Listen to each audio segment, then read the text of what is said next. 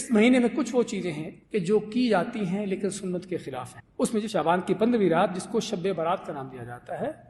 اب شب برات کا یہ لفظ جو ہے یہ ہمارے صرف وہ پاک و ہندوستان ان علاقوں میں ہے، یہاں پر عربوں میں نہیں ہے، اور بلکہ شب برات فارسی کا لفظ ہے. اس کا اگر ہم عربی میں ترجمہ کریں تو کیا بنتا ہے؟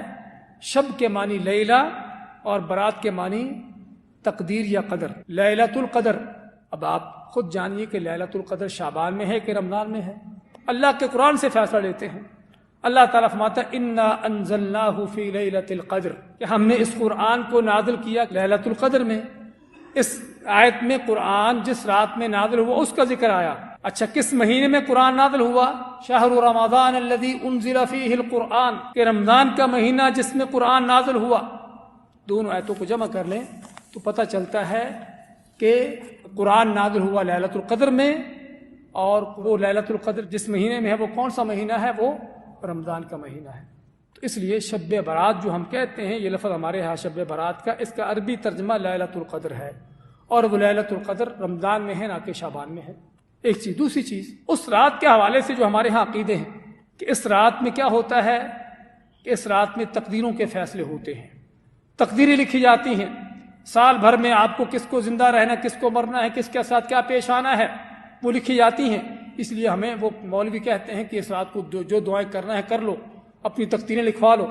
آئیے قرآن سے یہ بھی فیصلہ لیتے ہیں کہ تقدیریں کس رات کو لکھی جاتی ہیں، کیا شب برات کو یا لیلۃ القدر کو.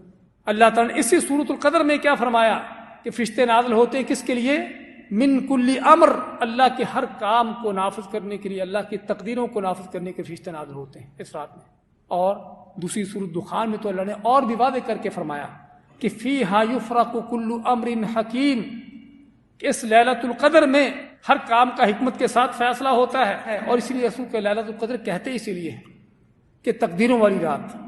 تو جس رات میں فیصلے ہوتے ہیں پورے سال بھر کے، وہ لیلۃ القدر ہے نہ کہ شب برات ہے. اس لیے شب برات کا لفظ ہی ہمارے ہاں جو لکھا گیا ہے وہ غلط ہے، قرآن کے خلاف ہے، سنت کے خلاف ہے.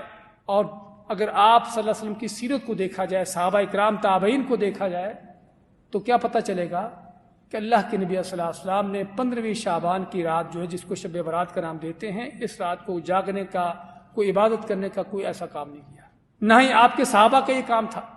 اور اگر یہ رات تقدیروں کی ہوتی لیلۃ القدر کی طرح، تو جس طرح اللہ کے نبی صلی اللہ علیہ وسلم لیلۃ القدر کو جاگتے تھے، صرف اس رات کو نہیں جاگتے بلکہ قرآن کی آخری 10 راتیں پوری کی پوری جاگتے اور عبادت کرتے، گھر والوں کو جگاتے. کس لیے؟ صرف اس لیلۃ القدر کو حاصل کرنے کے لیے، تلاش کرنے کے لیے. اور صحابہ کو آپ نے حکم دیا کہ اس رات کو تلاش کرو، لیلۃ القدر کو، اس میں تقدیروں کے فیصلے ہوتے ہیں، وہ اتنی عظیم رات ہے. اگر اسی طرح شب برات بھی ہوتی، شعبان کی 15ویں رات بھی ہوتی، تو خود بھی آپ صلی اللہ علیہ وسلم اس کو جاگتے، صحابہ کو حکم دیتے. لیکن ہمیں کسی صحیح حدیث میں کوئی اس طرح کی چیز نہیں ملتی.